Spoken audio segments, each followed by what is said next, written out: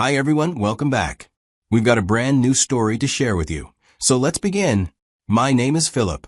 22 years ago, I was a different man with what I believed was a solid marriage and a future planned out.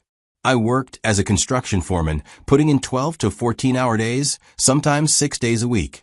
The pay was good, and I convinced myself that every extra hour was an investment in my family's future. My wife, Patricia, and I had 2 children, Emma, who was 12 at the time, and Gerald, who had just turned 8. The construction industry demands everything from you. I'd leave the house before sunrise and often wouldn't return until after dinner. Weekends were spent catching up on paperwork, checking job sites, or taking on side projects to bring in extra income. I justified every missed school play, every postponed family dinner, every exhausted collapse into bed as necessary sacrifices. Patricia seemed to understand, or at least she never complained directly about my absence. Looking back, I realize I was building houses for other families while neglecting to build anything meaningful with my own. But hindsight is cruel that way. It shows you all the warning signs you missed while you were too busy looking ahead. The revelation came on a Tuesday evening. I had finished a particularly demanding day overseeing the foundation pour for a new subdivision when I stopped by the mailbox. My neighbor Tony was outside watering his lawn, and he called me over with that awkward hesitation people have when they're about to share uncomfortable news. Tony had lived next door for 8 years. He was retired from the Postal Service and spent most of his time tending to his immaculate garden or working on his vintage Mustang in the garage. He knew everyone's routines on our street, which houses had regular visitors, and which lawns needed attention. He was the kind of neighbor who noticed everything, but usually minded his own business. That evening was different. Tony turned off his hose and walked over to the fence separating our properties. He looked uncomfortable, shifting his weight from one foot to the other before finally speaking. He told me that he'd noticed a pattern over the past few months. A man in a blue Chevrolet Silverado had been visiting my house regularly during the day, always when my truck wasn't in the driveway. The visits lasted hours, usually from late morning until mid-afternoon. My first reaction was denial. I told Tony he must have been mistaken, that maybe it was a repair service or someone Patricia had hired for household work. But Tony shook his head and described the man in detail, without mentioning the uniform of any service company. He'd seen the same man multiple times over several weeks, always during my work hours. The information was hard to digest, but I fought against believing it. Patricia and I had been married for 15 years. We'd built what I thought was a life together, created 2 beautiful children, weathered financial struggles and family losses. The idea that she would betray that foundation seemed impossible. But doubt, once planted, grows quickly in the dark. Over the next 3 days, I found myself paying attention to details I'd previously overlooked. Patricia seemed different when I came home, more distant, less interested in hearing about my day. She'd started doing laundry more frequently, and I noticed she'd been buying new clothes, things she claimed were necessary for school events or neighborhood gatherings I never attended. The breaking point came on Friday. I left for work as usual, but my neighbor wanted to show me he was right, so he sent me a photo with a timestamp. It was a blue Silverado parked in my driveway that morning. I was trying to process what I was seeing. Part of me wanted to storm home and confront whatever was happening. Another part hoped there was an innocent explanation. I couldn't abandon the task I was handling, so I thanked my neighbor and went on with my day. That evening, I came home at my usual time. Patricia was in the kitchen preparing dinner, acting completely normal. Emma was at the dining table working on homework, and Gerald was in the living room. It looked like any other weekday evening in our house. I waited until after dinner, after the kids were in their rooms. Patricia was loading the dishwasher when I finally asked her about the blue car in our driveway. I tried to keep my voice calm, giving her a chance to explain. Her initial response was confusion. She asked what I was talking about, claimed she hadn't noticed any unusual vehicles in the driveway. When I pressed for details, mentioning Tony's observations and the photo from that morning, her demeanor shifted completely. The denial phase lasted about 10 minutes. She insisted that Tony was a nosy old man who had nothing better to do than spy on his neighbors. However, when I remained persistent and made it clear that I wasn't going to let this go, she became defensive. The conversation escalated quickly from there. She accused me of emotional abandonment, of caring more about work than my family. She said I had no right to question her activities when I was never home to participate in our daily lives. She told me that Sam, the man with the blue truck, was someone she'd met at Gerald's school. He was recently divorced, understanding, and actually available for conversation and companionship. She claimed their relationship was purely emotional support, two people who understood what it meant to feel lonely in their own homes. I knew she was lying, but the details didn't matter anymore. The trust was broken, the foundation of our marriage had crumbled, and I couldn't see any way to rebuild it. In my anger and hurt, I told her that if she needed support from another man, then our marriage was over. I expected tears, apologies, or at least some attempt at reconciliation. Instead, Patricia nodded and said that maybe that would be for the best. She told me she'd been unhappy for years and had only stayed because of the children. That conversation happened on a Friday night. By Sunday afternoon, Patricia was gone. I came home from a quick trip to the hardware store to find Emma and Gerald sitting on the front porch with confused expressions. Emma told me that their mother had packed several suitcases and loaded them into a taxi. She'd hugged them both, told them she loved them, and said she needed some time to figure things out. The house felt hollow without her presence. The kids kept asking when their mother was coming back, and I had no answers to give them. I tried calling Patricia's cell phone that evening. She answered on the fourth ring and spoke as if we were discussing something mundane. She told me I was free to live my life however I wanted, that she wouldn't stand in my way. When I asked about the children, she said they would be better off in a stable environment, and clearly, I could provide that better than she could. The conversation lasted less than 5 minutes. She hung up, and that was the last meaningful communication we had for over 2 decades. I contacted a lawyer the following week. My sister Pam, who worked as a paralegal at a family law firm downtown, helped me understand the divorce process. She connected me with her boss, an experienced family attorney who agreed to take my case. The legal proceedings proved more complicated than I expected. Serving divorce papers to Patricia required tracking down her location, which took several weeks. She was staying with Sam in an apartment across town, a fact I learned through a private investigator the lawyer recommended. When Patricia finally received the papers, she refused to sign them. She also didn't contest them in court or hire her own attorney. She simply ignored the entire legal process, which created a bureaucratic nightmare that stretched on for months. My lawyer explained that we could obtain a default judgment if Patricia continued to avoid participating in the proceedings. This meant the court would grant the divorce and custody arrangements without her input, but it required following specific legal protocols and waiting periods. The process took nearly 8 months to complete. During that time, I was essentially a single parent while still technically married. Emma and Gerald adjusted to their new reality with the resilience children often display, but I could see the confusion and hurt in their eyes. Emma, being older, understood more about what had happened. She asked direct questions about why her mother had left and whether she was coming back.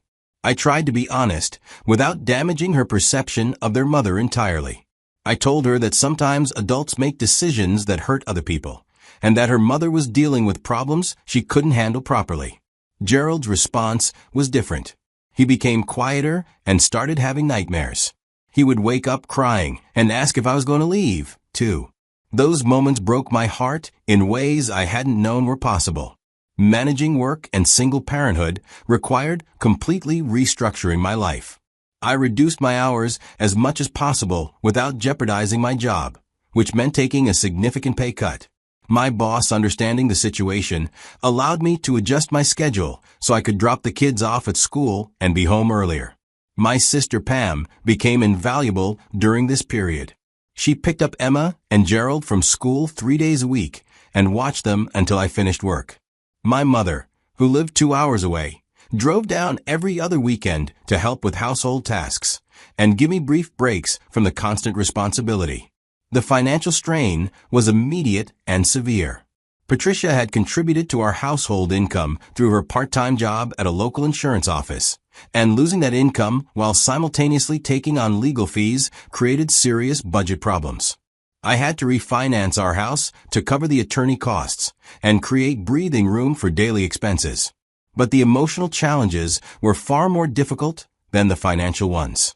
I had to learn how to be present for my children in ways I'd never been required to be before. All the responsibilities Patricia had handled became mine alone. Emma started having problems at school. Her grades dropped, and her teachers reported that she seemed distracted and withdrawn. I arranged for counseling through the school district, which helped both children process their mother's abandonment in healthier ways. Gerald developed behavioral issues that manifested as defiance and testing boundaries. He would refuse to follow basic household rules and throw tantrums when disciplined. I learned that this was his way of testing whether I would abandon him too, and it took months of consistent responses to rebuild his sense of security. The default divorce judgment was finalized nearly a year after Patricia had left. I was granted full custody of both children, with provisions for visitation if Patricia ever chose to establish regular contact. She never did. The years that followed were a gradual process of building a new normal. Emma and Gerald slowly adapted to life with just their father, though they both carried emotional scars from their mother's abandonment that influenced their relationships and trust issues for years. I learned to navigate the complexities of raising children alone. Emma excelled academically despite her emotional struggles, throwing herself into schoolwork as a way of maintaining control in her life. She graduated as valedictorian of her high school class and earned a full scholarship to study engineering at the state university. Gerald took a different path, struggling with authority figures throughout his teenage years, but eventually finding his passion in athletics. He earned a partial scholarship to play baseball at a smaller college and graduated with a degree in sports management. Around the time Emma started college, I met another woman, Lynn. She was a teacher at Gerald's high school, who had helped him through some difficult periods during his junior year. Our relationship developed slowly, built on mutual respect and understanding rather than the passion and naivety of my first marriage. Lynn understood that my children would always be my priority, and she never tried to replace their mother or force a relationship they weren't ready for. Emma and Gerald appreciated her presence without feeling threatened by it, and over time, she became an important part of our family structure. By the time Gerald graduated from college, both children had established successful independent lives. Emma was working as a civil engineer for a consulting firm in the state capital, and Gerald had been hired as an assistant coach for a minor league baseball team. They both maintained regular contact with me, but had their own apartments, relationships, and futures to build. I thought the chapter involving Patricia was permanently closed. 21 years had passed without any communication from her. The children had grown up, built their own lives, and processed their mother's abandonment as best they could. Then, on a Tuesday evening, Patricia appeared at my front door. I didn't recognize her immediately. When she spoke my name, her voice carried the same inflections I remembered, but it was weaker, more hesitant. She asked if she could come inside and talk to me. My first instinct was to refuse, to close the door and pretend this moment wasn't happening. But curiosity and perhaps some residual connection to the woman who had been my wife and the mother of my children made me step aside and let her enter. She looked around the living room, noting changes I'd made over the decades. Her eyes lingered on pictures of Emma's college graduation and Gerald's wedding, milestones she had missed entirely. Patricia sat down carefully. She told me she had breast cancer, stage 4, and that her doctors had given her less than a year to live. She said she was undergoing treatment, but that the prognosis wasn't good.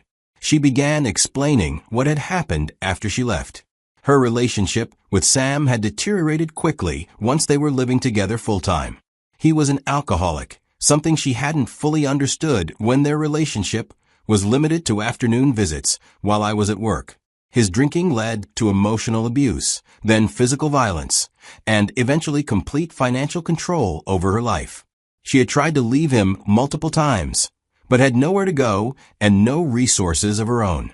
She'd burned bridges with her family when she left me and the children, and she had no friends who would support her decision to abandon her responsibilities.